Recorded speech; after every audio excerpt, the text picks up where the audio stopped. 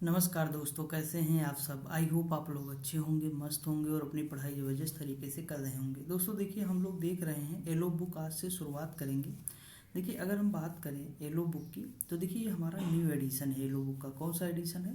तो ये हमारा एलो बुक का न्यू एडिशन है दोस्तों। और देखिए न्यू एडिशन में कौन कौन सी सब्जेक्ट इसमें दी हुई हैं। तो अगर हम बात करें तो देखिए इतिहास दिया हुआ है इसमें। क्या चीज़ दिया हुआ है? इतिहास है। उसके बाद अगर हम बात करें तो ज्योग्राफी दिया हुआ है। उसके बाद फिर पॉलिटी है, पॉलिटी उसके बाद इकोनॉमिक्स है, फिर साइंस है, कंप्यूटर है और स्टैटिक जीके है। यानी अगर हम बात करें तो इसके सबसे लास्ट में क्या है, तो स्टैटिक जीके का पोर्शन इसमें दिया हुआ है। यानी 7 चीज़ें इसमें दी हुई हैं, जो हमारे 7 मेजर टॉपिक हैं वो इसमें दिए हुए हैं। दोस्तों अगर हम बात करें तो देखिए ये येलो बुक का न्यू एडिशन है। कौन सा है? येलो बुक का न्यू एडिशन है, 2025 का है। अगर हम बात करें इसमें तो इसमें एक खास बात ये है दोस्तों कि जैसे कोई मान लीजिए फैक्ट हमारा दिया हुआ है, उसके सामने जो है क्वेश्चन लिखा हुआ है कि एसएससी में आया है या आरआरबी में आया है या किस एग्ज़ाम में आया हुआ है, ये क्वेश्चन दिया हुआ है। देखिए आप वनडे किसी भी एग्ज़ाम की तैयारी कर रहे हैं अगर वनडे की, तो ये बुक सभी के लिए सफिशेंट है। यानी इसमें फैक्ट बहुत सारे दिए हुए हैं, तो ये इंपॉर्टेंट हो जाएगी। 245 पेज की बुक है। हम कोशिश करेंगे दोस्तों कि 15 दिन के अंदर ये बुक हम पूरी तरह से कंप्लीट कर लें। ठीक, तो थोड़ा सपोर्ट करना होगा क्योंकि पहला दिन है दोस्तों, तो थोड़ी बहुत चीज़ें हो सकती हैं कम सही आपको लगे, लेकिन मैं कोशिश करूँगा कि बेहतर तरीके से आपको सारी चीज़ें प्रोवाइड करा दूँ। तो मैं शुरुआत करूँगा हिस्ट्री से। देखिए मैं बहुत डीप तो नहीं जाऊँगा क्योंकि डीप जाने का मतलब है कि फिर ये बुक कंप्लीट नहीं हो पाएगी। ठीक, तो हम शुरुआत करते हैं। देखिए पहला है प्राचीन इतिहास, इसमें दिया हुआ है। क्या दिया हुआ है? प्राचीन इतिहास दिया है। आप सभी को पता है कि इतिहास के जनक कौन है, तो दोस्तों इतिहास के जनक हेरोडोटस हैं। कौन है? इतिहास के जनक हेरोडोटस को माना जाता है। इनकी पुस्तक कौन सी है?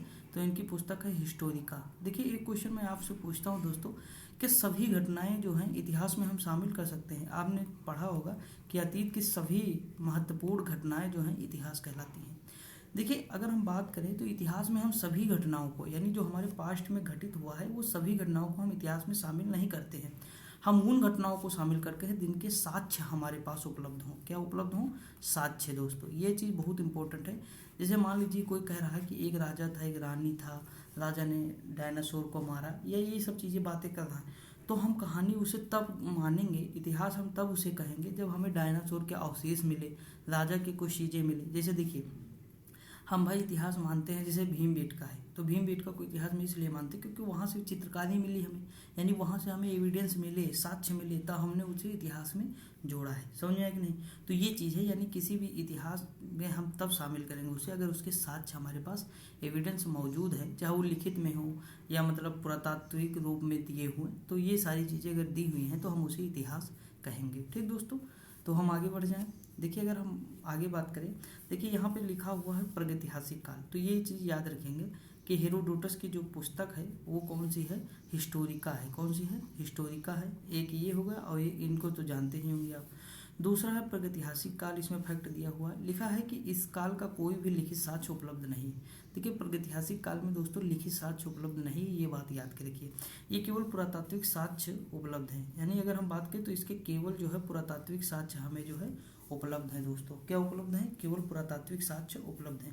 देखिए अगर हम बात करें तो प्रागैतिहासिक काल को हम 3 भागों में डिवाइड करते हैं। पहला है पुरापाषाण काल, दूसरा है मध्यपाषाण काल और तीसरा है नवपाषाण काल। यानी 3 है। कौन सा है? पुरापाषाण काल, मध्यपाषाण काल, नवपाषाण काल। ठीक, प्रागैतिहासिक काल को हम डिवाइड कर दिए। अगर हम आगे बात करें दोस्तों तो यहाँ देखिए फैक्ट लिखे हुए हैं। कौन सा है? लिखा है आग का आविष्कार किस काल में हुआ? तो पुरापाषाण काल में हुआ। पहिए का आविष्कार दोस्तों सब लोग जानते होंगे, नवपाषाण काल में हुआ। उसके बाद कृषि का आविष्कार नवपाषाण काल में हुआ। देखिए मध्यपाषाण काल में शुरू हो गई थी चीज़ें, लेकिन इतने व्यापक पैमाने पर नहीं थी, इसीलिए नवपाषाण काल इसमें दिया हुआ है। ठीक, शुरू तो हो गई थी छोटी मोटी चीज़ें, लेकिन इतने व्यापक रूप में नहीं हुआ है, तो इसीलिए जो है व्यापक रूप में नवपाषाण काल में हमें देखने को मिलती है। अगर हम आगे बात करें तो मनुष्य ने घर बनाने की प्रवृत्ति जो है सीखी है तो नवपाषाण काल में सीखी है। दोस्तों कब सीखी है? तो नवपाषाण काल में सीखी है। हम आगे बढ़ जाएं दोस्तों।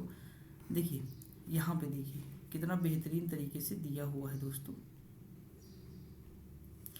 देखिए यहाँ पे दिया, अगर हम बात करें तो यहाँ मनुष्य ने सबसे पहले कुत्ते को अपना पालतू पशु बनाया। सबसे पहले क्योंकि कुत्ता जो है वफादार था दोस्तों, ठीक। और भी बहुत सारे रीजन थे। देखिए पहला रीजन, एक रीजन ये है कि कुत्ता वफादार था। दूसरी चीज़, कुत्ता को दूर से भी पता चल जाता था, कोई चीज़ सूंघ के भी जान जाता था कि क्या होने वाला है या क्या है।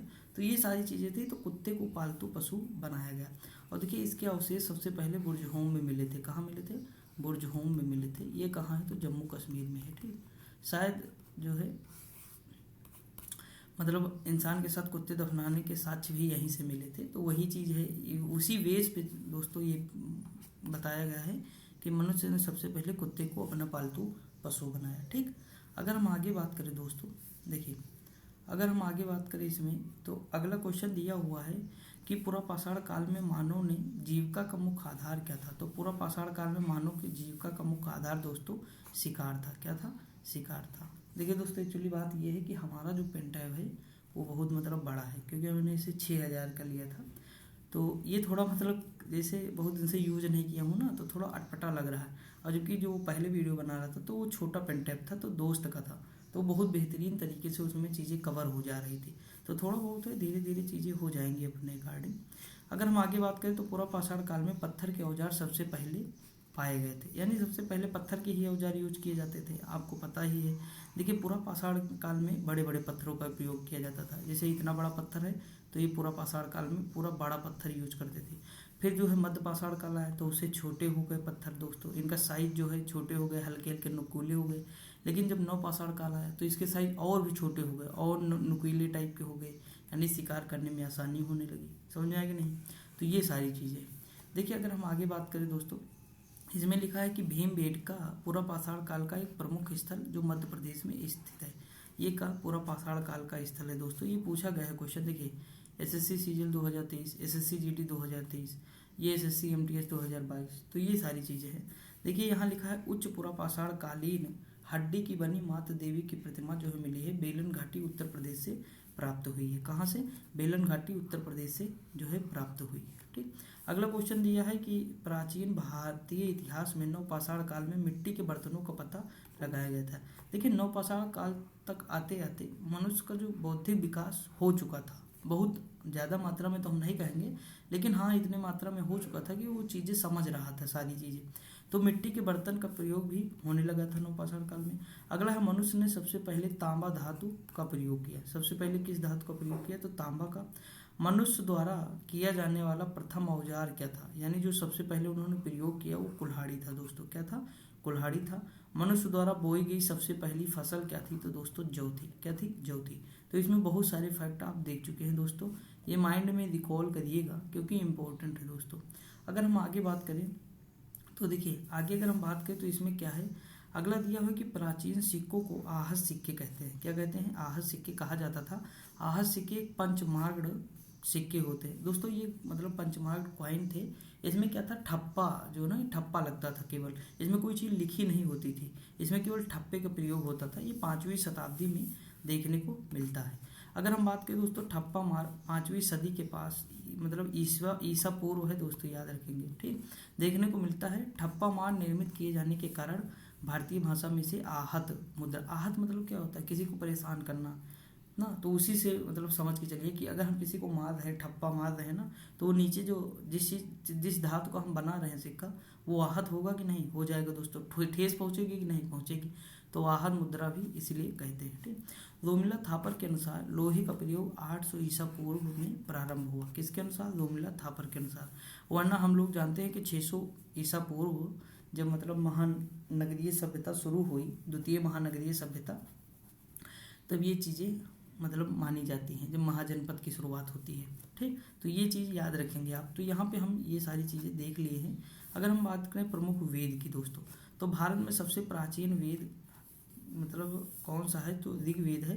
लेकिन अगर पूछे कि वेद का शाब्दिक अर्थ क्या होता है, तो ज्ञान होता है दोस्तों। क्या होता है? ज्ञान होता है। कितने वेद हैं? तो कुल 4 वेद हैं, ऋग्वेद, यजुर्वेद, सामवेद और अथर्ववेद। ठीक, तो ये 4 वेद हैं, याद रखेंगे। देखिए चैनल पे जाएंगे तो इसकी ट्रिक मैंने बता रखी है कि जैसे ऐतरेय है और कौशकतेय है, किसके मतलब ब्राह्मण ग्रंथ है ये। तो ये सारी चीज़ें अभी हम आगे भी बता देंगे, लेकिन ये सारी चीज़ें वहाँ पे मैंने डिस्कस कर रखी थी।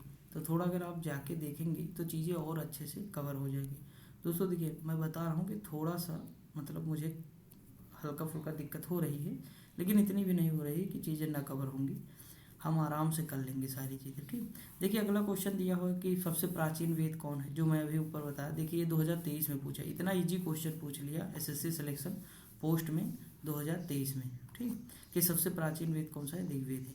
ऋग्वेद में 10 मंडल है दोस्तों, 128 सूक्त हैं और लगभग जो है 10,600 ऋचाएँ हैं। ठीक, ऋग्वेद की कितनी शाखा है, तो 5 शाखा है। ऋग्वेद में 25 नदियों का उल्लेख है, कितनी नदियों का, 25 नदियों का उल्लेख मिलता है। ऋग्वेद में 1 बार गंगा नदी का उल्लेख और 3 बार यमुना नदी का उल्लेख, कितनी बार, 3 बार यमुना नदी का उल्लेख मिलता है। याद रखेंगे, मोस्ट इंपॉर्टेंट है कि 1 बार गंगा नदी का, 3 बार यमुना नदी का उल्लेख मिलता है।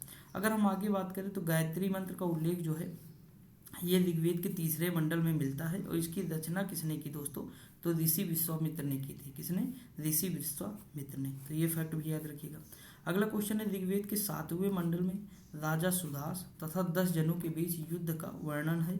इस युद्ध में राजा सुदास की जीत हुई थी और यह युद्ध परोशड़ी यानी रावी नदी के तट पर लड़ा गया था। देखिए बितिस्ता किसे कहते हैं, ऋग्वेद में जो बितिस्ता है इसे कहते हैं, झेलम को कहते हैं। किसे कहते हैं, झेलम को दोस्तों बितिस्ता कहते हैं। सॉरी, देखिए ये थोड़ा उस पार निकल गया। झेलम को क्या कहते हैं, बितिस्ता कहते हैं। परोशड़ी यानी रावी नदी। ठीक, तो ये याद रखेंगे। जैसे सिंधु, तो सिंधु नदी वो तो आप जानते ही हैं ना। बिष्ट को ब्यास नदी। देखिए ऐसे ही है दोस्तों, अगर आप देखे होंगे तो आपको पता होगा। देखिए अगर हम बात करें देवता सोम का उल्लेख किस में है, कि मतलब जो सोम देवता थे उनका उल्लेख किस मंडल में है, तो 9वें मंडल में देखने को मिलता है दोस्तों। किसमें देखने को मिलता है, तो 9वें मंडल में देखने को मिलता है। अगर हम बात करें तो यजुर्वेद, यह वेद गद्य और पद्य दोनों में लिखा गया है। यह कर्मकांड प्रधान था। क्या था, यहाँ पे कर्मकांड देखने को मिलता है।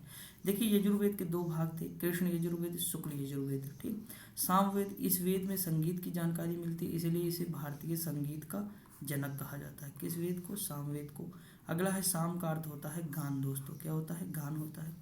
आगे अगर हम बात करें, सामवेद में मुख्यतः सूर्य की स्तुति के मंत्र तथा कुल 1875 ऋचाएँ हैं। कितनी हैं, तो 1875 ऋचाएँ हैं दोस्तों। सबसे ज़्यादा अगर हम इम्पोर्टेंट बात करें तो यही फैक्ट हमारे पास सबसे ज़्यादा इम्पोर्टेंट है, जो भारतीय संगीत का जनक है। ठीक दोस्तों, अगर हम बात करें अथर्ववेद की, तो यह वेद सबसे बाद में लिखा गया, यानी सबसे बाद में यही लिखा गया है। ये त्रिवेद में शामिल नहीं होता, जो त्रिवेद है ना उसमें ये शामिल नहीं होता है। अगर हम बात करें, इसे अथर्वांगिरस वेद भी कहते हैं। अगर हम बात करें, इस वेद में जादू टोना तंत्र मंत्र चिकित्सा विवाह लौकिक जीवन का उल्लेख मिलता है। ठीक, अथर्वा ऋषि दोस्तों लिखे थे ये अथर्ववेद को, उन्हीं के नाम पे ये पड़ा है। देखिए अथर्ववेद को ब्रह्मवेद भी कहते हैं। क्या कहते हैं, ब्रह्मवेद। अथर्ववेद की पिप्पल, लाद एवं सौनक ये 2 शाखाएं सर्वाधिक प्रचलित थी। कौन सी शाखाएं प्रचलित थी दोस्तों, तो 2 शाखाएं थी। कौन सी शाखाएं थी, देखिए पिप्पलाद और जो है सौनक थी। अथर्ववेद में ये बताया गया है कि सभा और समिति प्रजापति की 2 बहनें थी। सभा और समिति पुत्रियां थी। सभा और समिति प्रजापति की 2 पुत्रियां थी दोस्तों। देखिए वेदांग कितने हैं, 6 हैं दोस्तों। जैसे मैं रटा हूँ वेदांग, वैसे आप कर लीजिए, जीवन में नहीं बोले। शिक्षा, कल्प, निरुक्त, व्याकरण, ज्योतिष, छंद। कौन से, देखिए ये यहाँ सीक्वेंस नहीं लगा है। सीक्वेंस लगाना चाहे न लगाना ये भी सही है, ऐसा नहीं है कि नहीं सही, लेकिन जो मैं याद किया हूँ, जैसे जैसे मैंने कैसे याद किया, तो शिक्षा, कल्प, निरुक्त, शिक्षा, कल्प, निरुक्त 3 एक लाइन में याद कर लीजिए। शिक्षा, कल्प, निरुक्त, उसके बाद व्याकरण। ठीक, उसके बाद क्या दोस्तों, व्याकरण, ज्योतिष, व्याकरण, ज्योतिष, छंद। ठीक, ये पेन टाइप पर पता नहीं क्यों लिख नहीं मिल रहा है इतना बेहतर तरीके से दोस्तों, जबकि पेन का भी यूज कर रहे हैं उसके बावजूद, तो कोई दिक्कत नहीं। लेकिन देखिए शिक्षा, कल्प, निरुक्त, व्याकरण, ज्योतिष, छंद। शिक्षा, कल्प, निरुक्त, व्याकरण, ज्योतिष, छंद। ठीक, तो ये चीज़ हो जाएगी। 6 वेदांग हो जाएंगे। पूछ लेता निम्नलिखित में से कौन सा वेदांग नहीं है। देखिए मैं इसकी बात कर रहा हूँ ब्राह्मण ग्रंथ की, जो मैं ट्रिक बताया था। देखिए अगर हम बात करें ब्राह्मण ग्रंथ की, तो इसकी देखिए ट्रिक क्या है। देखिए ऋग्वेद, तो ऋग्वेद पहला है ना, तो यानी 1 नंबर पे है, तो 1 लिख दीजिए। तो देखिए ए से क्या हो जाए, आयतरे, का से क्या हो जाए, कौशकते। ठीक, तो 2 हो जाएंगे। यजुर्वेद में सत लिख दीजिए। क्या, सत, इसकी ट्रिक क्या है, सत। देखिए यहीं से निकल आएगा सत। तो पहला क्या है, शतपथ, और इसी में जो ता है ये ता हो जाए तैतरेय। क्या हो जाएगा, तैतरेय। सामवेद में पंचविश है। क्या है, पंचविश षड्विध है। और अथर्ववेद में क्या है, गोपथ है। देखिए मैं कैसे याद किया हूँ दोस्तों, देखिए छोटी छोटी चीज़ें अगर याद रखेंगे तो एग्जाम में बहुत ज़्यादा मतलब वो कारगर साबित होंगी। देखिए अथर्ववेद में दोस्तों क्या है, यहाँ पे देखिए था क्या था, यहाँ पे देखिए था और यहाँ गोपथ में था है, बाकी किसी में देख बताइए जो है इसमें। देखिए ये वाला तो मैं याद ही करा दिया, तो इसमें आपको मतलब ही नहीं, ये भी ट्रिक से याद होगा। अब इसमें दो बचे, ये वाला सामवेद और अथर्ववेद, तो ये गोपथ हो जाएगा। ठीक, अथर्ववेद में क्या हो जाएगा दोस्तों, तो अथर्ववेद में गोपथ हो जाएगा। और अगर हम बात करें सामवेद में तो पंचविश व षडविश हो जाएगा। ठीक, तो ये चीज़ हो जाएगा। आई होप आपको समझ में आया होगा। देखिए थोड़ा बहुत दोस्तों मैनेज करना पड़ेगा, पहला दिन है, बहुत दिन के बाद वीडियो बनी है, तो इसीलिए थोड़ा दिक्कत हो सकता है, लेकिन थोड़ा बहुत मैनेज करेंगे तो इतनी ये दिक्कतें नहीं है। देखिए अगर हम आगे बात करें दोस्तों, तो यहाँ देखिए पुराण, तो पुराणों की संख्या टोटल कितनी है दोस्तों, तो टोटल 18 पुराण है। इनके रचयिता कौन है, लोमहर्ष व उनके जो पुत्र थे उग्र श्रवा। अगर सबसे प्राचीन और प्रमाणित पुराण माने तो मत्स्य पुराण है दोस्तों। वर्तमान में उपलब्ध पुराण गुप्त काल के आसपास के हैं। वर्तमान में जो उपलब्ध है हमें पुराण वो कब के हैं, तो गुप्त काल के आसपास के हैं। देखिए विष्णु पुराण में मौर्य वंश की जानकारी मिलती है, किसकी मिलती है, मौर्य वंश की। और मत्स्य पुराण सातवाहन वंश की। देखिए मैंने कैसे याद किया था मैं वो बता दूं आपको। वायु पुराण में देखिए गुप्त वंश की, वायु पुराण में गुप्त वंश की, मोस्ट इंपोर्टेंट। देखिए मत्स्य पुराण, देखिए हमें ये पता है कि विष्णु पुराण, यानी हम ऐसे थोड़ा सा अंदाजा लगा लिए कि जो ये विष्णु पुराण है, एक सेकंड देखिए, एक सेकंड बता दे रहा हूँ कैसे।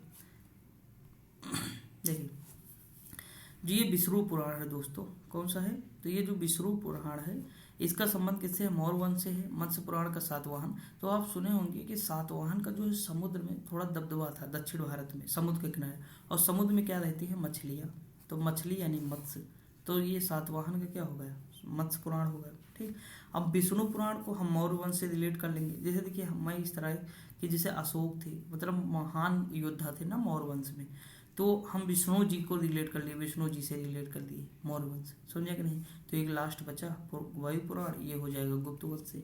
तो अपने हिसाब से रिलेट कर सकते हैं। देखिए दोस्तों सबकी अपनी अपनी थिंकिंग होती है, सब अपने अपने तरीके से पढ़ते हैं, लेकिन हाँ जो चीज़ मुझे पता है, जैसे कुछ चीज़ें मुझे पता है तो वो मैं आपको बता देता हूँ चीज़ें।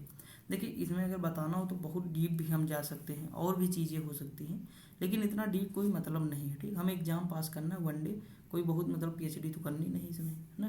तो ये सारी चीज़ें हैं, बाकी कोई दिक्कत नहीं दोस्तों। देखिए अगर हम बात करें महत्वपूर्ण तथ्य की बात करें तो अर्थशास्त्र पुस्तक के लेखक कौन है, तो चाणक्य हैं। अगला है कि इसे विष्णुगुप्त एवं कौटिल्य के नाम से भी जाना जाता है। अगला है कि अर्थशास्त्र मूलतः किससे संबंधित है, तो राजनीति शास्त्र से संबंधित है। ये दोस्तों पॉलिटिकल इसमें चीज़ें दी हुई हैं, यानी प्रशासन के बारे में बताया गया है।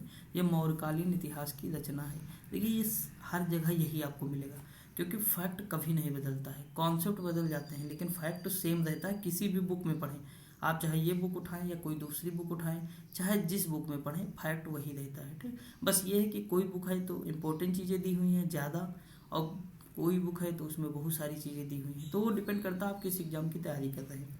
अगर हम आगे बात करें, राजतरंगिणी पुस्तक के लेखक कल्हड़ है। ठीक, इसके लेखक कौन है, कल्हड़ है। इसमें कश्मीर के राजाओं के बारे में जानकारी मिलती है। अष्टाध्यायी पुस्तक के लेखक पाणिनि है। यह संस्कृत की एक व्याकरण ग्रंथ है, यानी संस्कृत का एक व्याकरण ग्रंथ है। सबसे प्राचीन स्मृति जो है मनु स्मृति है, इसे लिखा किसने है, तो मनु ने लिखा है। अगला है कथा सरित सागर, मोस्ट इंपोर्टेंट दोस्तों। ये जो है इसके रचनाकार सोमदेव है। कौन है, सोमदेव है। साहित्यिक कृत मूल रूप से संस्कृत भाषा में लिखी गई है। ये दोस्तों सारे इंपॉर्टेंट हैं, ठीक, रट लीजिएगा। देखिए मेरे पास तो एक जहर नोट्स बना रखा है, 2 नोट्स हैं हमारे पास, जिसमें पीसीएस के सारे क्वेश्चन, आरओ एरो के सारे क्वेश्चन, ठीक, उसके बाद वनडे के बहुत सारे क्वेश्चन जो है उसमें समाहित हैं, जो मुझे नहीं पता थे, मतलब जिसे मैं पहली बार जब सुना, क्योंकि वो आज के तो है नहीं, 2 साल पहले से बनाना शुरू किया हूँ, तो अभी तक उसमें जो है चीज़ें ऐड करता जा रहा हूँ। वही मैं पढ़ लेता हूँ एग्जाम के टाइम तो चीज़ें हो जाती। उसमें से बहुत सारी चीज़ें मैंने आपको यूट्यूब पे भी पढ़ाई थी, अगर आप देखे होंगे तब चीज़ें समझ पाएंगे। देखिए अगर हम आगे बात करें तो तमिल भाषा में सबसे प्राचीन महाकाव्य कौन है, शिल्पाधिकारम है। रत्न जड़ित पायल, समझे कि नहीं, इसका मतलब अनुवाद किए हैं रत्न जड़ित पायल। 5वीं और 6ठी शताब्दी ईसा पूर्व में एलिंगो आदिगल द्वारा लिखा गया है। किसके द्वारा, एलिंगो आदिगल द्वारा लिखा गया है। ठीक दोस्तों, ये एसएससी सीजीएल, देखिए ये नेट जेआरएफ में भी क्वेश्चन आ चुका है। कहाँ आ चुका, नेट जेआरएफ में भी क्वेश्चन आ चुका है दोस्तों। 2 बार हिस्ट्री से पीएचडी के लिए मैंने क्वालिफाई किया। उसमें जो तीसरी कैटेगरी होती है ना, देखिए करना तो नेट और जेआरएफ भी हो जाए, लेकिन प्रॉपर जैसे फर्स्ट पेपर मेरा इतना मजबूत नहीं है, तो उसमें जो है पूरा टाइम मतलब दे नहीं मिलता है कि पूरा टाइम हम दे दें और उसे चीज़ें कवर कर लें, क्योंकि और भी चीज़ें रहती है ना कंपटीशन की दुनिया में, फिर उधर जाए फिर इधर जाए। तो ये चीज़ है, दे आता हूँ पेपर, थोड़ा जानकारी मिल जाती है, तो हो गया 2 बार तो ठीक है, कोई दिक्कत नहीं दोस्तों। थोड़ा बहुत मोटिवेशन ही बना रहता है कि चलो क्वालिफाई हुआ। देखिए अगर हम बात करें सिंधु घाटी सभ्यता या हड़प्पा सभ्यता, देखिए अगर हम बात करें रेडियो कार्बन 14 पद्धति के द्वारा सिंधु घाटी सभ्यता का काल निर्धारण 2500 ईसा पूर्व से 1750, ये देखिए एथेंटिक है दोस्तों। हर जगह आपको यही पढ़ाया जाएगा कि 2500 ईसा पूर्व से लेकर 1750 ईसा पूर्व तक माना जाता है, ठीक दोस्तों। उसके बाद बीच में गैप था 250 वर्ष, फिर 1500 से आपको जो है देखने को मिला, सॉरी 1500 से जो है देखने को मिलेगा क्या चीज़, तो वैदिक काल 1500 से देखने को मिलेगा, ठीक दोस्तों। देखिए हड़प्पा टीले का सर्वप्रथम उल्लेख जो मिलता है वो 1826 ईसा पूर्व में चार्ल्स मैसन द्वारा किया गया। हड़प्पा संस्कृति को कांस्य युगीन सभ्यता भी कहा जाता है। यहाँ के लोगों को तांबे में टिन मिलाकर कांसा बनाने की विधि आती थी। देखिए सारे क्वेश्चन एग्जाम में आ चुके हैं। अगला है सिंधु घाटी सभ्यता की खोज किसने की थी, राय बहादुर दयाराम साहनी ने 1921 में की थी दोस्तों। अगला क्वेश्चन है सिंधु घाटी सभ्यता के मूल निवासी कौन थे, तो द्रविड़ और भूमध्य सागरीय थे। आप पढ़े होंगे भूमध्य सागरीय, द्रविड़, मंगोलाइड, ये सारी चीज़ें आप पढ़ेंगे। अगर आप कहीं भी कोर्स किसी से भी पढ़ेंगे तो वहाँ पे आपको पढ़ाया जाएगा, सारी चीज़ें बताई जाएंगी, ठीक। तो ये चीज़ है, तो इसमें 2 चीज़ याद रखना, द्रविड़ यानी दक्षिण भारत से संबंधित, भूमध्य सागरीय यानी जो भूमध्य सागर के आसपास के लोग थे। तो ये चीज़ है, सिंधु घाटी सभ्यता के मूल निवासी मान लेते हैं। अगला है सिंधु घाटी सभ्यता एक नगरीय सभ्यता थी दोस्तों। देखिए मैं आपको एक बार और बताया था कि इसमें जो है नगर तो बहुत ज़्यादा नहीं मिले दोस्तों। देखिए एक कॉन्सेप्ट मैं आपको बता देता हूँ। देखिए इसमें ये मुझे जो है पढ़ाया गया था नेट जेआरएफ में, मैं आपको बता दे रहा हूँ। देखिए इसमें जो है नगर तो बहुत ज़्यादा नहीं मिले दोस्तों, नगर बहुत कम मिले, यानी 15-20 नगर टोटल मिले होंगे, बाकी सारा गांव टाइप का ही था। जैसे मैं आपसे अगर पूछूं कि आपके घर में जो सबसे ज़्यादा पढ़ा लिखा होगा, आप नेम प्लेट में उसका नाम लगाएंगे, या जो अनपढ़ होंगे, जैसे मान लीजिए आपके 4 भाई हैं, ठीक दोस्तों, बात को मान के चलिए। अगर 4 भाई हैं और 4 में 3 लोग खेती कर रहे हैं, ज़्यादा पढ़े लिखे नहीं हैं, मतलब काम कर रहे हैं, ऐसा नहीं कि ये लोग कुछ नहीं कर रहे हैं, पैसा कमा रहे हैं, ठीक है। लेकिन इसमें 4 में एक भाई आपका पढ़ लिख के मतलब उसके आगे नाम के आगे डॉक्टर वगैरह लग गया, बहुत सारा पैसा कमा रहा, समाज में इज्जत है, तो आप देखेंगे आपके पिताजी ये नाम प्लेट इनके नाम से कभी नहीं लगेगी, किसके नाम से लगेगी, इसकी, यानी एक इंसान के नाम से। क्यों, क्योंकि ये बहुत आगे निकल गया है, तो इसी के नाम से जो है नेम प्लेट लगेगी, समझा कि नहीं। वही हाल यहाँ है नगरीय सभ्यता, क्योंकि नगर क्या है, भले ही 20 नगर है, लेकिन हम गांव थोड़ो लिख देंगे, 20 नगर है तो हम आगे इनको ही लाएंगे कि नगरीय सभ्यता थी, समझ में आया कि नहीं। आई होप कॉन्सेप्ट आपको ये समझ में आया होगा। अगला है सिंधु घाटी सभ्यता का प्रमुख जो बंदरगाह है वो दोस्तों कौन सा है, लोथल है। क्या है प्रमुख बंदरगाह दोस्तों, इसका लोथल हो जाएगा। कौन सा, भोगवा नदी के तट पर है, कहाँ है, तो भोगवा नदी के तट पर है दोस्तों, ठीक, याद रखेंगे। अगला है कि सिंधु घाटी सभ्यता की लिपि क्या है, तो भावात्मक या चित्रात्मक थी। यह लिपि दाएं से बाएं ओर, यानी अगर हम बात करें तो इधर से लिखी जाती थी, जैसे हम लोग अभी इधर से लिखते हैं ना, बाएं से दाएं लिखते हैं, लेकिन ये दाएं से बाएं लिखी जाती थी, फिर इस तरह इस तरह इस तरह इस तरह इस तरह इस तरह, समझा कि नहीं। तो ये चीज़ है। अगला क्वेश्चन दिया हुआ है दोस्तों, सिंधु घाटी सभ्यता में नगर और घरों बनाने के लिए ग्रिड पद्धति का प्रयोग किया जाता था। जैसे देखिए मैं बताऊँ, इस तरह जो है, अरे यार ये पेन टाइम ना कभी कभी दिमाग खराब कर दे रहा है। जैसे इस तरह दोस्तों ये ग्रिड पद्धति है, समझा कि नहीं, यानी सारी समकोण पे काटती थी रोडें, और जो घर बने होते थे, यानी एक सिस्टमैटिक रूप से बसाया गया था पूरा। आगे अगर हम बात करें दोस्तों, सिंधु घाटी सभ्यता का जो मतलब समाज था वो क्या था, मात्र सत्तात्मक था। क्या था, मात्र सत्तात्मक समाज था दोस्तों। सिंधु घाटी सभ्यता के लोग मिठास के लिए शहद का प्रयोग करते थे। किसका, शहद का प्रयोग करते थे।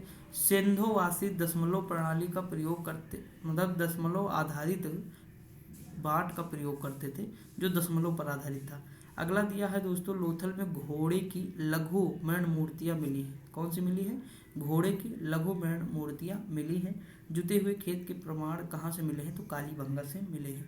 दोस्तों कभी मैं अगर कोई दूसरी बुक कराऊंगा या फिर आगे जब मैं पढ़ाऊंगा, ये PYQ कराऊंगा, तो उसमें मैं आपको ये जैसे कालीबंगा की खोज किसने की या ये सब, तो इसकी मैं ट्रिक बताऊंगा प्रॉपर आपको, तो वो आपके माइंड में लंबे समय तक रहेगा, वो चीज़ें याद भी हो जाएंगी आपको। ठीक, तो ज़्यादा टेंशन ना लीजिएगा। देखिए अगर हम आगे बात करें यहाँ पे, नक्काशीकार ईंटों के प्रयोग के साक्ष्य जो हमें मिले हैं तो कालीबंगा से मिले। कहाँ से? कालीबंगा से। देखिए लिखा है कि 1848 ईस्वी में अर्नेस्ट माइके ने उल्लेख किया है कि हड़प्पा सभ्यता के लोथल शहर में जल निकासी की व्यवस्था हेतु नालियों की पकी ईंटों से बनाया गया था। यानी नालियों से पकी हुई जो नालियाँ बनाई गई थी वो पकी ईंटों का प्रयोग करके उसे बनाया गया था। ठीक दोस्तों, ये कहने का इसका मतलब है। अगर हम बात करें सिंधु घाटी सभ्यता के प्रमुख स्थल दोस्तों, तो हड़प्पा और मोहनजोदड़ो ये दोनों पाकिस्तान में हैं। देखिए हड़प्पा तो रावी नदी के तट पर है और जो पाकिस्तान है वो सिंधु नदी के तट पर है, दोनों याद रखेंगे। देखिए अभी 24 और 23 में आया है, यानी अपडेटेड बुक है दोस्तों, ये 24 तक की चीज़ें इसमें समाहित है। ठीक दोस्तों, अगर हम आगे बात करें चहुंदड़ो, तो ये भी सिंधु नदी के तट पर है और ये पाकिस्तान में है। तो 3 शहर आपको दिखाए ऊपर के, कौन?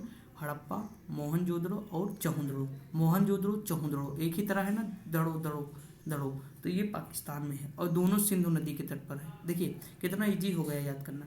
मोहनजोदड़ो चहुंदड़ो पाकिस्तान, पाकिस्तान, सिंधु सिंधु। ठीक, कालीबंगा राजस्थान का है, घग्गर नदी है। लोथल गुजरात, भोगवा नदी है।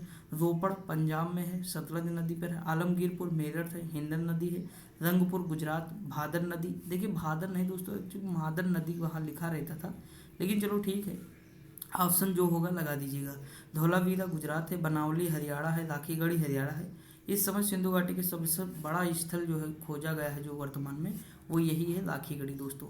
सुतकांगेडोर पाकिस्तान, दास्क नदी के तट पर है। कौन सी नदी है? दास्क है। अगर हम बात करें हड़प्पा कालीन स्थल सुरकोटदा गुजरात में स्थित है। कहाँ है? गुजरात में स्थित है। भारत का सबसे प्राचीन नगर मोहनजोदड़ो, जिसे मृतकों का टीला कहते हैं दोस्तों। मोहनजोदड़ो से प्राप्त सबसे बड़ी इमारत कौन सी है? तो अन्नागार है दोस्तों। मोहनजोदड़ो से एक कांस्य की निर्मित नर्तकी मिली है दोस्तों। हड़प्पा कालीन स्थल मोहनजोदड़ो पाकिस्तान के सिंध प्रांत में स्थित है। कहाँ है? तो सिंध प्रांत। अभी ऊपर हम लोग देख चुके हैं चहुंदड़ो और जो है मोहनजोदड़ो, ये दोनों सिंधु नदी के तट पर हैं। ठीक, और ये देखिए सिंध प्रांत में है, ये वाला मोहनजोदड़ो सिंध प्रांत में है, और वो जो है दोनों पाकिस्तान में है, वो सिंधु नदी के तट पर, याद रखेंगे आप। देखिए हड़प्पा कालीन स्थल जो मोहनजोदड़ो को सिंध का बाग कहा जाता है। क्या कहते हैं? सिंध का बाग कहते हैं। अगला दिया है कि सिंधु घाटी सभ्यता के मोहनजोदड़ो स्थल से एक अद्भुत निर्माण यानी विशाल अन्नागार के साक्ष्य हमें प्राप्त हुए हैं। देखिए यहाँ पे मैंने आपको बताया था कि इतिहास में हम वो घटनाएं शामिल करते हैं जिनके हमें लिखित या अलिखित साक्ष्य प्राप्त हों। देखिए अगला दिया हुआ है कि सभ्यता हड़प्पा सभ्यता के दक्षिणतम स्थल दैमाबाद महाराष्ट्र में है, रथ की मूर्ति प्रतिमा प्राप्त हुई। देखिए दोस्तों अगर हम बात करें तो 4 स्थल थे। ठीक, अगर यहाँ पे जो दैमाबाद था ये कौन सी नदी थी? तो गोदावरी नदी के तट पर था। प्रवरा नदी, वो अगर हम बात करें प्रवरा नदी किसकी सहायक थी? तो गोदावरी नदी की सहायक थी। यहाँ आलमगीरपुर था, यहाँ सुत्ता गेंडोर था। अब दोस्तों ऊपर आप बताएंगे कि कौन सा स्थल था। ठीक, आपका काम है बता दीजिएगा। आगे अगर हम बात करें दोस्तों इनकी मुख्य फसलें कौन कौन सी थी, कि यानी मुख्य फसल कौन कौन सी थी? गेहूं और जौ थी, और सूती एवं ऊनी वस्त्रों का प्रयोग करते थे। अग्निकुंड लोथल और कालीबंगा से प्राप्त हुआ था। कालीबंगा का अर्थ होता है काली चूड़ियाँ। मनके बनाने के कारखाने लोथल तथा चहुंदड़ो से प्राप्त हुए हैं। चावल के साक्ष्य जो प्राप्त हुए हैं वो लोथल से प्राप्त हुए हैं। हड़प्पा के मोहरों पर एक सींग वाले पशु का चित्र मिला है। कितने सींग वाला? एक सींग वाले पशु का चित्र मिला है। अगर हड़प्पा कालीन मोहरे की अगर बात करें तो सिलखड़ी पत्थर की बनी हुई होती थी। किसकी? सिलखड़ी पत्थर की। सिंधु घाटी सभ्यता के लोग मातृ देवी की पूजा करते थे दोस्तों। देखिए मातृ सत्तात्मक समाज हम ऊपर पढ़ ही चुके हैं, तो सीधी सी बात, अगर मातृ सत्तात्मक समाज है तो मातृ देवी की पूजा वो लोग करेंगे ही करेंगे। समझ आया कि नहीं? तो ये चीज़ें थोड़ा देखिए, एक होता है कि जैसे अगर आपको पूरा सामाजिक, आर्थिक, राजनीतिक, धार्मिक उनके अगर पूरे जीवन के बारे में बता दिया जाए तो बहुत सारी चीज़ें आप अंदाज़ा ऐसे लगा सकते। जैसे देखिए उनका आर्थिक जीवन जो था वो कैसा था। मनोरंजन के लिए वो शिकार पकड़ना, शिकार मछली पकड़ना, शिकार करना, पशु पक्षी को आपस में लड़ाना, पासा खेलना, विधियों का प्रयोग करते थे। इनको तलवार का ज्ञान नहीं था दोस्तों, सीधी सी बात, हथियार नहीं मिलेंगे। आग से पकी हुई मिट्टी को टेराकोटा कहा जाता था। जैसे गोरखपुर के टेराकोटा को क्या मिला, जीआई टैग, यानी जो आग से पकी हुई मिट्टी है ना उसे ही क्या कहते हैं, टेराकोटा। अगला है सिंधु घाटी सभ्यता के लोग लाल मिट्टी से बर्तन बनाते थे और उस पर काले रंग की डिजाइन करते थे। यानी लाल मिट्टी का बर्तन होता था और उस पर डिजाइन किसकी होती थी, तो काले रंग की होती थी। सिंधु घाटी सभ्यता के विनाश का कारण बाढ़ को माना जाता है। देखिए दोस्तों, एक चीज़ मैं आपको बता दूं, देखिए सिंधु घाटी सभ्यता का विनाश का मतलब ये नहीं कि वहाँ के एक भी घर नहीं बचे, लोग नहीं बचे, सब खत्म हो गए, नहीं। विनाश का मतलब ये होता है कि पहले वो नगरीय सभ्यता थी, फिर बाद में वो धीरे धीरे क्या हुई, वो मतलब ग्रामीण सभ्यता में तब्दील हो गई। किसमें, ग्रामीण सभ्यता में तब्दील हो गई। एक सेकंड, देखिए नगरीय सभ्यता थी पहले, क्या थी, पहले नगरीय सभ्यता थी। उसके बाद क्या हुआ, ये मतलब विनाश का मतलब यहाँ है कि ये नगरीय सभ्यता से किस में बदल गई, ग्रामीण सभ्यता में बदल गई। समझ में आया कि नहीं, तो यहाँ पे इसका मतलब ये है। समझ में आएगा, आगे बढ़ जाएं। अब देखिए हम लोग पहुँच चलेंगे वैदिक सभ्यता। देखिए मैंने आपको बताया वैदिक सभ्यता, देखिए सिंधु घाटी सभ्यता की डेट 2500 से 1750 ईस्वी, ठीक। बीच में फिर 250 वर्ष का गैप था दोस्तों। फिर हम 1500 से चलेंगे, 1500 से 1000 वैदिक काल या ऋग वैदिक काल इसे हम कहते हैं।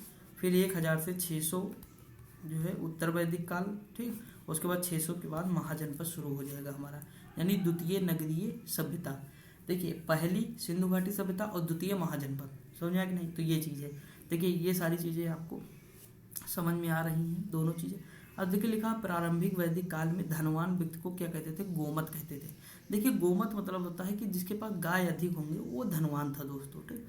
देखिए मैं आपको कई बार चीज़ें बता चुका हूँ कि ये सारी चीज़ें कैसे शुरू होती हैं। अभी मैं आगे धीरे धीरे और बताऊँगा आपको कि कैसे कैसे राजाओं की शक्तियों में वृद्धि होती चली गई, महिलाओं के अधिकार छीन लिए गए, पहले मिलते थे बाद में नहीं मिल रहे हैं। तो ये सारी चीज़ें धीरे धीरे आप सीखेंगे, जैसे जैसे इतिहास आगे बढ़ेगा तो आपको मैं सारी चीज़ें बताता चलूँगा।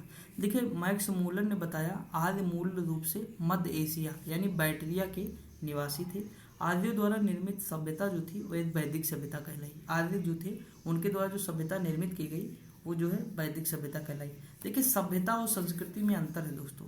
अगर मान लीजिए मैं आपको थोड़ा एक एग्जाम्पल दे दूँ बस।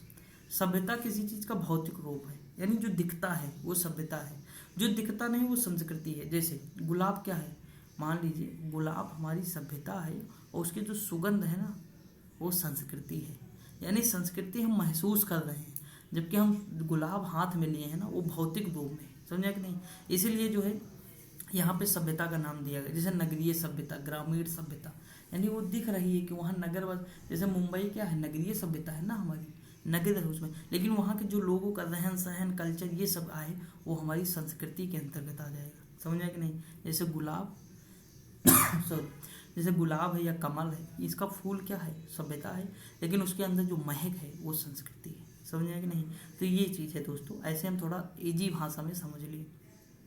आर्य द्वारा निर्मित सभ्यता वैदिक सभ्यता कहलाती थी। आर्य का होता था श्रेष्ठ दोस्तों। आर्य की जो भाषा होती थी वो संस्कृति होती थी और यह ग्रामीण सभ्यता थी। क्या थी, तो ये ग्रामीण सभ्यता थी दोस्तों। समझ आएगी, आगे बढ़ जाए।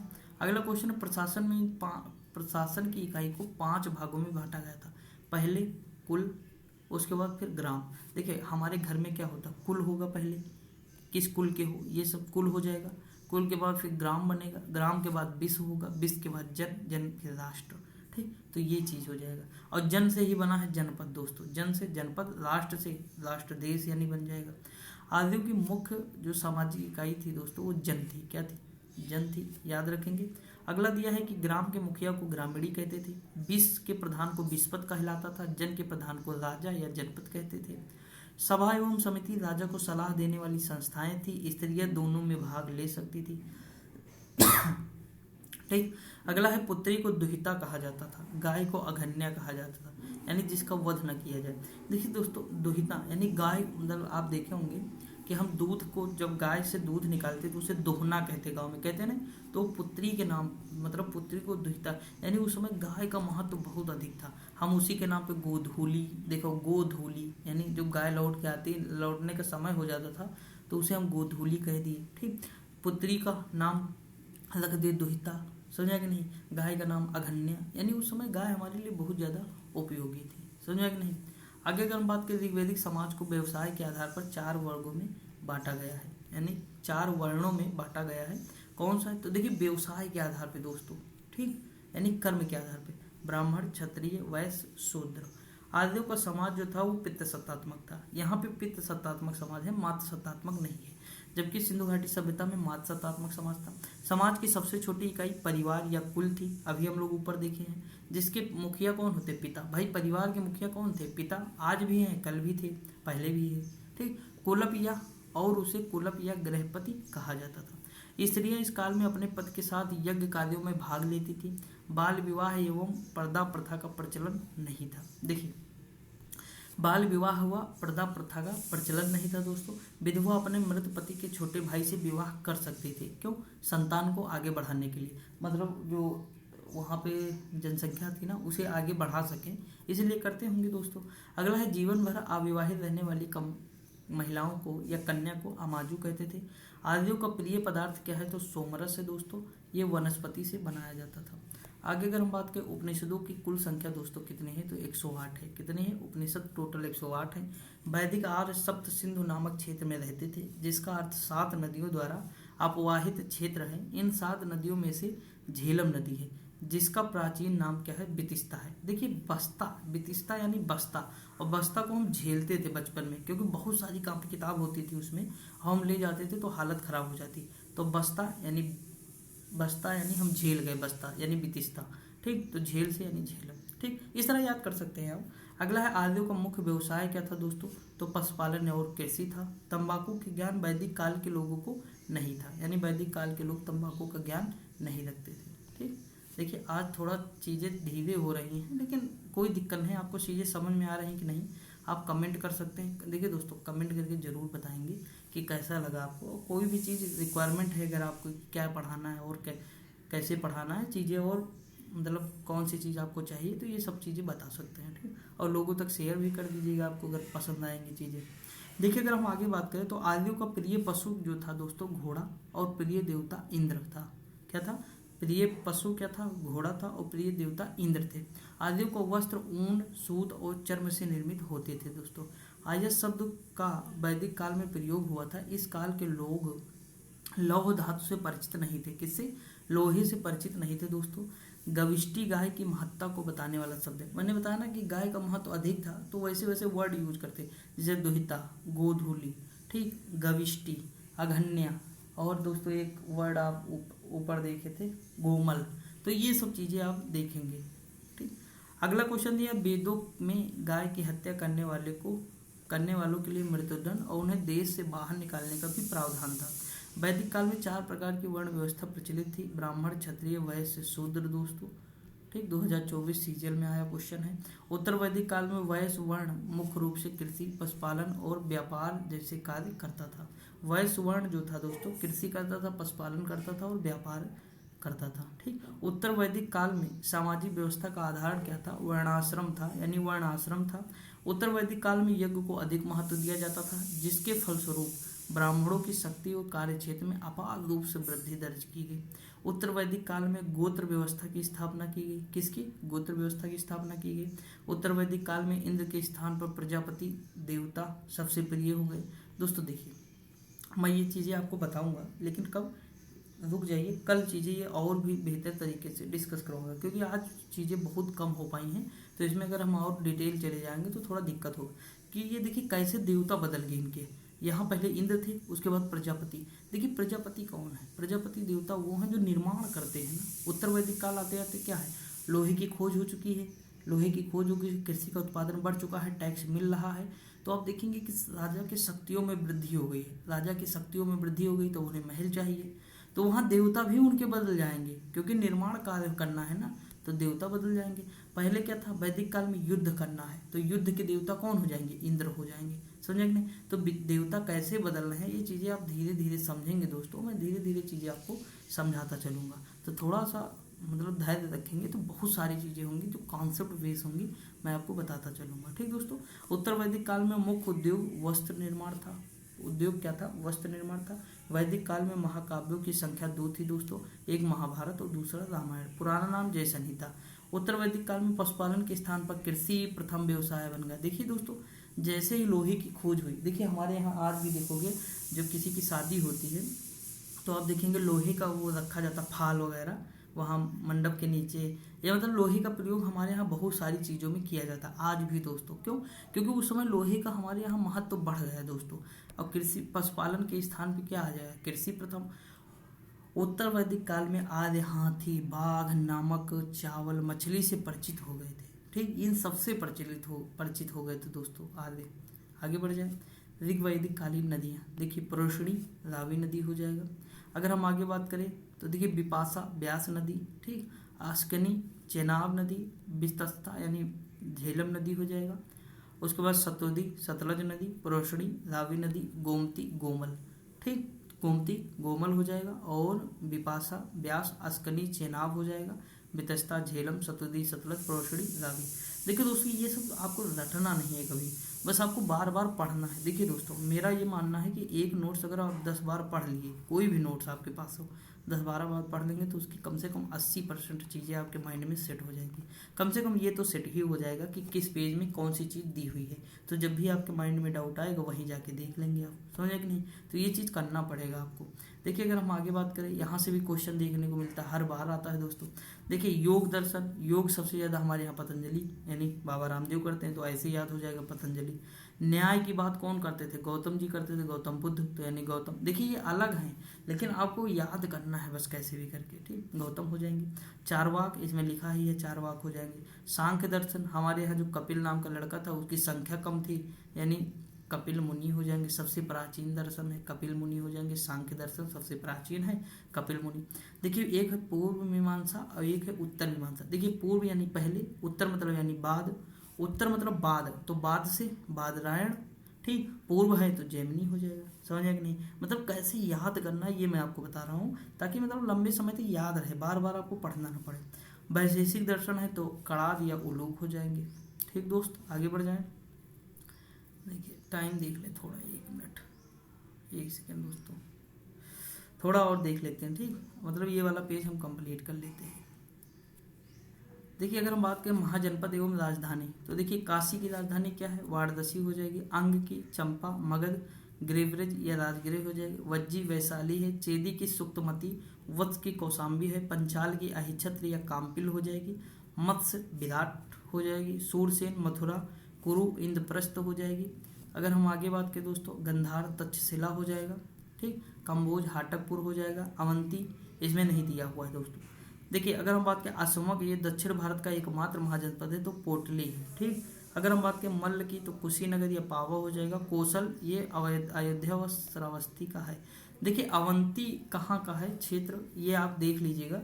मुझे याद था राजधानी लेकिन चीज़ें भूल गया हूँ, मतलब इसकी देख लीजिएगा। देखिए दोस्तों मैं भोपाल बना दूँ, टाइट कर दूँ तो ये कोई मतलब नहीं है इसका। जो रियलिटी है दोस्तों मेरे माइंड से स्किप है, यहाँ लिखा भी नहीं है। देखिए कुछ चीज़ें तो ऐसे याद रहती है जैसे मत्स्य है, विराटनगर है, महाभारत से पता है। सूरसेन मथुरा का हो जाएगा। कुरु इंद्रप्रस्थ का हो जाएगा। गंधार तक्षशिला हो जाएगा ना। तो कुछ चीज़ें पता है, जैसे अवंती का है तो मैं देख लूँगा तो आपको बता दूंगा दोस्तों क्या चीज़ है, ठीक। अवंती का अभी मैं बता दे रहा हूँ, 1 सेकेंड रुक जाएंगे। देखिए अगला क्वेश्चन दिया है कि मगध महाजनपद गंगा और सोन नदियों से घिरा हुआ है। किससे घिरा हुआ है? गंगा और सोन नदियों से मगध महाजनपद घिरा हुआ है दोस्तों।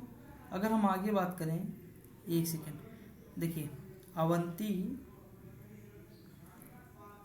की राजधानी, ठीक, मैं बता दे रहा हूँ, कोई दिक्कत नहीं। देखिए हाँ, महिष्मती उज्जैनी हो जाएगी, उज्जैनी हो जाएगी इसकी। देखिए एक तो 2 राजधानी थी, एक महिष्मती थी और एक उज्जैनी थी। इसकी क्या थी? महिष्मती उज्जैनी थी।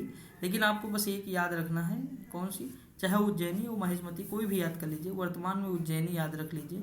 देखिए जो पूर्व में थी अवंती, पूर्व अवंती की राजधानी क्या थी? महिष्मती थी और नीचे उज्जैनी हो जाएगी, ठीक। तो याद रखेंगे आप, समझे कि नहीं। अगर हम आगे बात करें, जैन धर्म के संस्थापक तथा प्रथम तीर्थंकर कौन थे? ऋषभ देव थे। उपनाम आदिनाथ था। जैन धर्म के 23वें तीर्थंकर पार्श्वनाथ थे, जो काशी के राजा अश्वसेन के पुत्र थे। कौन थे? काशी के राजा अश्वसेन के पुत्र थे। महावीर स्वामी जैन धर्म के 24वें तीर्थंकर और अंतिम थे। महावीर स्वामी का जन्म 540 ईसा पूर्व कुंडल ग्राम वैशाली में हुआ था। इनके पिता का नाम सिद्धार्थ था और जो ज्ञात्रिक कुल के सरदार थे, और इनकी माता का नाम त्रिशला था दोस्तों। ये लिच्छवी राजा चेटक की बहन थी। कौन? महावीर स्वामी की बात हो रही है यहाँ पे। ठीक, किसकी बात हो रही? महावीर स्वामी की बात हो रही। ये याद रखना है दोस्तों, क्योंकि नहीं आप कंफ्यूज ना हो, इसीलिए आपको थोड़ा ध्यान देना है इसमें। अगर हम आगे बात करें तो महावीर स्वामी की पत्नी का नाम दोस्तों क्या था? यशोदा था। पुत्री का नाम तो प्रियदर्शना था। और उनके जो दामाद थे वो जमाली थे। ठीक, प्रियदर्शना था। उनके बचपन का नाम क्या था? वर्धमान था दोस्तों। क्या नाम था? वर्धमान था। महावीर स्वामी ने 30 वर्ष की आयु में माता पिता की मृत्यु के पश्चात अपने बड़े भाई नंदीवर्धन से अनुमति लेकर सन्यासी जीवन को स्वीकारा था। 12 वर्ष की कठोर तपस्या के पश्चात जम्बिग्राम में ऋजुपालका नदी के किनारे साल वृक्ष के नीचे इनको ज्ञान की प्राप्ति हुई, यानी उसे कैवल्य कहते। ठीक दोस्तों, इंद्रियों को जीतने के कारण इनका नाम महावीर पड़ा। इन्होंने इंद्रियों को ही जीत लिया। इन्होंने अपने उपदेश यानी प्राकृत भाषा में दिए। इन्होंने जो ज्ञान दिया लोगों को, जो समझाया, जो उपदेश दिया, वो प्राकृत यानी अर्धमगधी भाषा में दिए। इनके जो प्रथम अनुयायी थे, इनके जो दामाद थे वही थे जामाली। मैंने आपको बताया ना, इनकी पुत्री प्रियदर्शना और दामाद जामाली थे। आगे अगर हम बात करें, जैन धर्म के में 8 पापों की कल्पना की गई, 18 पापों की कल्पना की गई। कितने? 18। आगे बढ़ जाएं दोस्तों। देखिए अगला क्वेश्चन दिया है, जैन साहित्य को आगम कहा जाता है कि क्या कहा जाता है? आगम कहा जाता है। जैन धर्म में हुए तीर्थंकरों का जीवन कल्पसूत्र नामक पुस्तक में लिखित है। किसमें? कल्पसूत्र नामक। और यह रचना किसने की? तो भद्रबाहु ने इसकी रचना की है, कल्पसूत्र की। इंपॉर्टेंट है, देखिए इस तरह पूछ सकता है कि कल्पसूत्र में किसके जीवन के बारे में है? तो जैन धर्म के जो तीर्थंकरों का जीवन है वो जो लिखा है, किसने लिखी? तो भद्रबाहु ने लिखी। जैन धर्म के त्रिरत्न कौन है? सम्यक दर्शन, सम्यक ज्ञान, सम्यक आचरण। जैन धर्म में ईश्वर की मान्यता नहीं है, इसमें आत्मा की मान्यता है। यानी इसमें ईश्वर को नहीं मानते हैं ये लोग, आत्मा को मानते हैं। महावीर स्वामी पुनर्जन्म और कर्मवाद में विश्वास रखते थे। जैन धर्म में पूर्ण ज्ञान को कैवल्य कहते हैं, आप देख ही चुके हैं। जैन धर्म में सबसे महत्वपूर्ण सिद्धांत था अहिंसा का। तो और अहिंसा ये जोड़ा किसने था? तो महावीर स्वामी ने जोड़ा था। आगे अगर हम बात करें दोस्तों, देखिए अगर हम आगे बात करें, 72 वर्ष की आयु में महावीर की मृत्यु, महावीर जो स्वामी थे उनकी मृत्यु हो गई 468 ईसा पूर्व में पावापुरी यानी राजगीर में हो गई। जैन मठों को बसाद यानी बसदिश कहा जाता था। ठीक, उसके बाद नरोत्तर युग में मथुरा जैन धर्म का प्रसिद्ध केंद्र था। देखिए मथुरा जैन और बौद्ध दोनों का था। एग्जाम में क्वेश्चन भी आया कि दोनों का केंद्र कौन था? तो ये मथुरा जो है जैन का भी था और बौद्ध का भी था। बौद्ध में जो हमारे कनिष्क जी थे वो मथुरा राजधानी बनाए थे, तो वहाँ बहुत सारी मूर्तियाँ मिली हैं। देखिए अगर हम बात करें, खजुराहो यानी मध्य प्रदेश में जैन धर्म का निर्माण चंदेल शासकों ने कराया था। अगर हम जैन धर्म को मानने वाले राजा की बात करें तो उदयन हो जाएंगे, वंद राजा हो जाएंगे, चंद्रगुप्त मौर्य हो जाएंगे, मोस्ट इंपॉर्टेंट है। खारवेल हो ही जाएंगे दोस्तों, अमोघवर्ष हो जाएंगे, चंदेल शासक। जैन धर्म ने अपने आध्यात्मिक विचारों को सांख्य दर्शन कपिल मुनि, अभी देखा ना ऊपर किसने लिखा, तो इसमें किसके बारे में है? तो जैन धर्म के अपने आध्यात्मिक विचारों को लिखा गया है। अगर हम आगे बात करें तो प्रथम जैन संगति जो हुई थी तो 300 ईसा पूर्व पाटलिपुत्र में हुई थी, जिसका अध्यक्ष कौन थे? स्थूल भद्र थे। अगर हम बात करें द्वितीय जो जैन संगति हुई थी 6ठी शताब्दी से बल्लभी गुजरात में हुई थी, जिसके अध्यक्ष देवार्धी क्षमा सरवर थे। आगे हम बात करें प्रथम जैन संगति में जैन धर्म 2 भागों में बटा था। श्वेतंबर जो सफेद वस्त्र पहनते हैं, दिगंबर जो नग्न रहने वाले हैं। श्वेतंबर स्थूल भद्र के शिष्य थे और दिगंबर भद्रबाहु के शिष्य थे। पर्युषण पर्व जैन समुदाय के लोगों द्वारा मनाया जाता है, ये मोस्ट इंपोर्टेंट है पर्युषण पर्व। ठीक, रट लीजिएगा। तो दोस्तों यहाँ पे हम आज कंप्लीट खत्म करते हैं। आगे हम देखेंगे बौद्ध धर्म, कल से स्टार्ट करेंगे। कल से और भी चीज़ें होंगी, थोड़ी स्पीड में होंगी। ठीक, तो आज के लिए इतना ही। पढ़ते रहिए, मस्त रहिए, खुश रहिए। मिलते हैं अगली वीडियो में, तब तक के लिए जय।